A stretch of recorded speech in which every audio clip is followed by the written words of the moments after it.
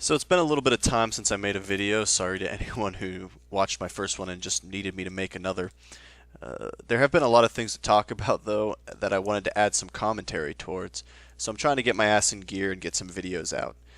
This is probably just going to be in an audio podcast form, as I wanted to get this out quicker, and I'm not sure what NFL clips to include as a background without copyright issues or something. Um, also, I wanted to let everyone know that I do stream on Twitch, mostly Dota lately, but other games, so primarily retro games as well. I put my Twitch account below if you want to just chat about gaming, TV, sports, life. I just like meeting new people and being from a new city or being moved to a new city where I don't know a ton of people. I'm just trying to expand my social circles, I suppose. Anyway, being born in Pittsburgh, you pretty much have to be a Steelers fan. It's perhaps the most iconic thing in Pittsburgh history outside of the steel industry during the 1800s up until the 1960s or so. Because of this, I'm a massive Steelers, Pirates, and Penguins fan. And recently, though, the NFL ratings have been on a decline. 2016 saw a dip in ratings, and it was blamed on the election taking up a lot of the coverage. After the election, the ratings did come back a tad, if I recall, but still the week by week was seeing a decline from the prior years. Fast forward into this season, and ratings are dipping from last year's decline as well. What comes to everyone's mind first is politics, of course. Right-leaning people are mad at the kneeling during the anthem. Left-leaning people are angry at the Kaepernick blackballing.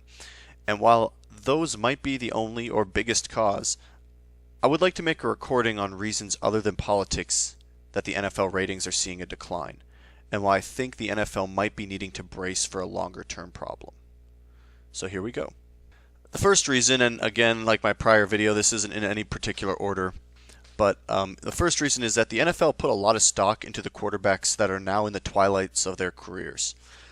When people ask to name the biggest NFL players today, many people will still name Brady, Rodgers, Breeze, Roethlisberger, even Peyton Manning, who's been out of the league for a season and a half now. Outside of Rodgers, who will be 34 in about a month, all of those names, and including other fairly big names like an Eli Manning, Phillip Rivers, or Carson Palmer, are all 35 or older.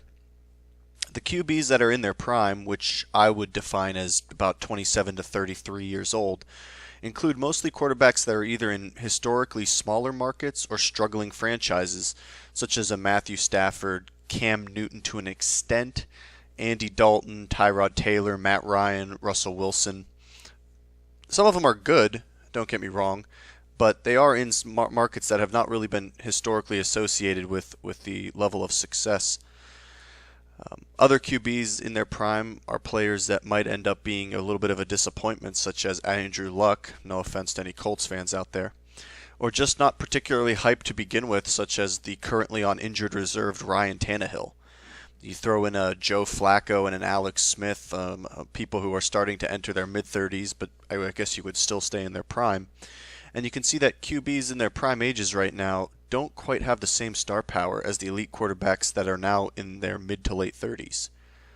And while in the past there were some QBs in their late 30s that were still playing and important to the league, for example, back in the mid to late 2000s, we saw Kurt Warner, Brett Favre, Donovan McNabb, although he was a little bit younger, and a Kerry Collins type.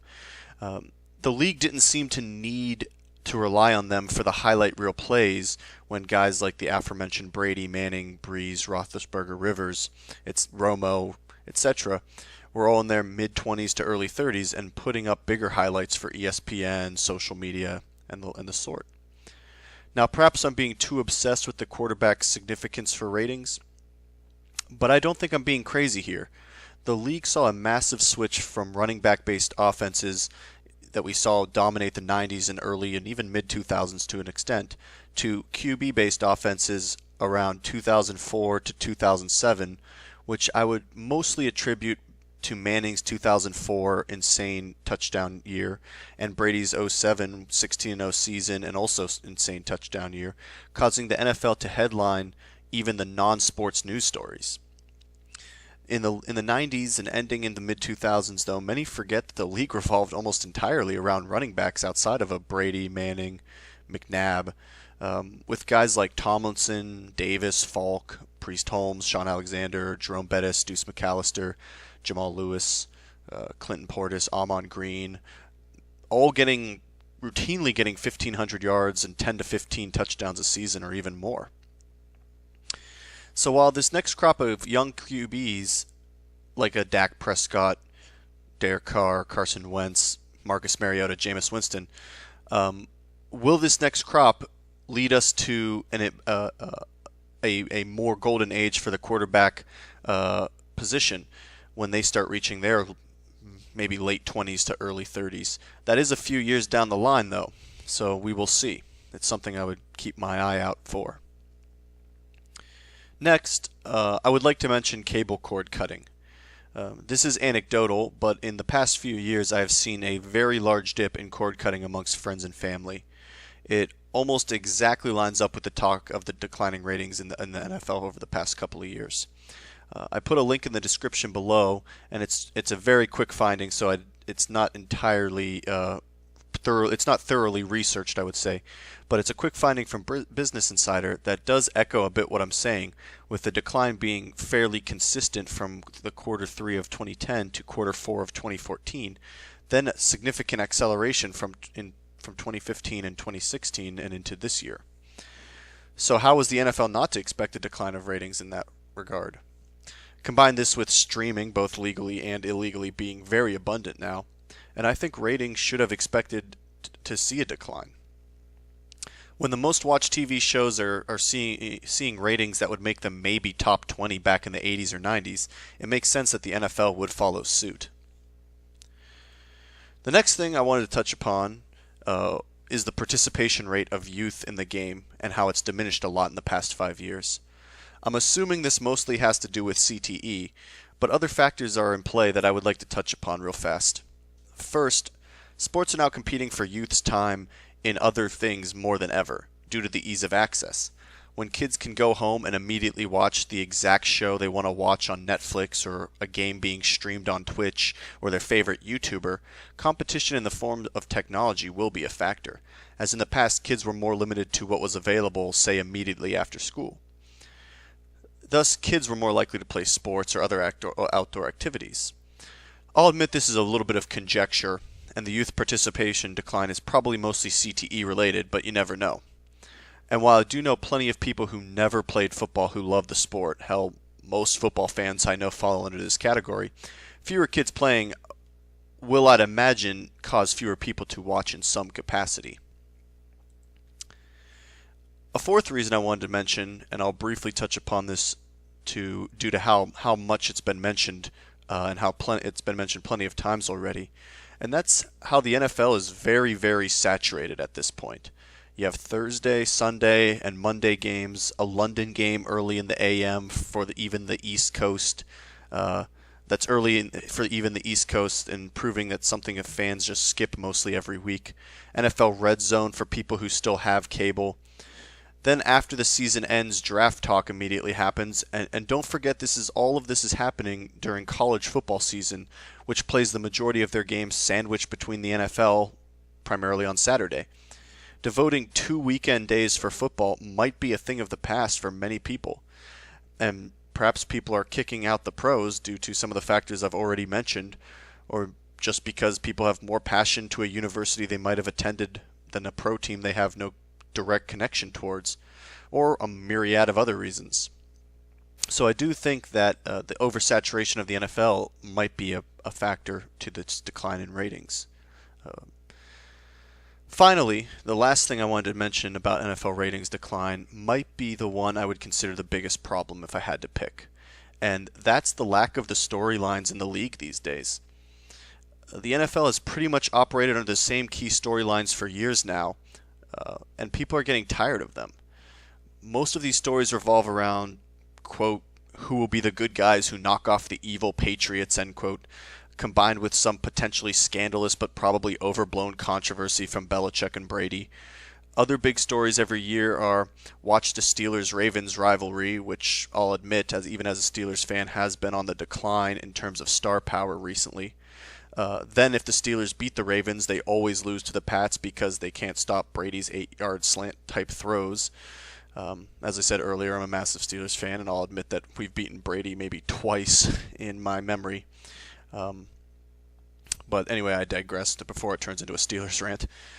Some other stories we see every year are the 1 to 2 surprise teams that maybe win a playoff game and then fall into the divisional or championship round. How we always hear about how good maybe like a Chargers team can be in the preseason, but then they start 2-5 and have to play catch up all season long to finish 8-8. Finish it up with a Rodgers wins the NFC North, where it's possible for another team to win it in week 16 or 17, but rarely do. And then maybe, lastly, you have the NFC East, which is filled with a bunch of playoff maybes, but never seem to win a playoff game outside of some pretty epic Giants runs. And that's a lot of the stories I believe that we've seen in the past decade or so.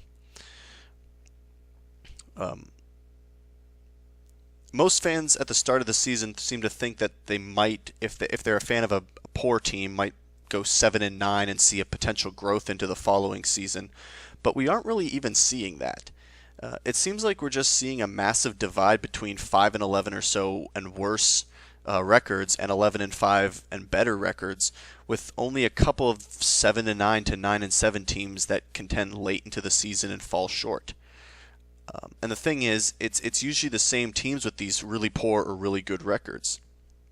I think fans of bad teams might figure why bother and do something more productive, or at least more fun for 4 hours on a Sunday than watch their team lose by 3 scores and root to an awful season record. To summarize my second video, and again I apologize for lacking in the aesthetic aspects, I hope the content is at least interesting though. I think there are non-politics reasons causing the decline of NFL ratings. First, the league put a lot of stock into the QBs that are now in their mid to late 30s or even retired, and the QBs in their prime aren't quite as talented, and the youngest QBs I still think have a little bit of maturing and developing to do. Cable cord cutting is also a potential factor, with a steeper decline in canceled cable TV services these past 2 years. This has been the same time that the NFL has really noticed the decline in ratings as well. Youth participation is also down, I'm assuming mostly to do with CTE and concerned parents, but perhaps other aspects here as well. Next, the league is oversaturated, and I think it's something that should be mentioned as an issue, and has often done so I didn't touch upon it too much though. And then finally, and like I said, perhaps most importantly, the storylines of the game and the seasons have been the same thing for the past decade or so, and I think people are getting bored of the same things year in and year out.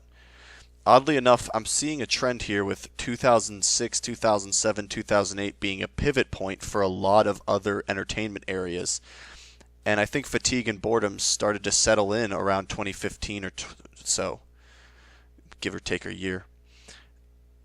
Anyway, again, I thank anyone for listening. I'm sorry for the poor production. I hope to get more videos or at least audio files up with some content, but preferably videos with actual footage. I probably won't be doing a ton of sports talk here, but this was an issue on my mind a lot for a while now. So I wanted to at least raise some thoughts and perhaps guide the discussion a little bit differently. Anyway, thank you for listening. Please comment on the topic or with ways for me to improve my YouTube channel. And again, I also stream on Twitch and would love to just meet some new people in general. Recently I've moved to a new city, and so my friend in the flesh size is kind of diminished. So I'm trying to increase my YouTube presence, I guess. So feel free to check me out on Twitch and talk with me there. So thank you for listening. I hope to see you again much sooner. Take care.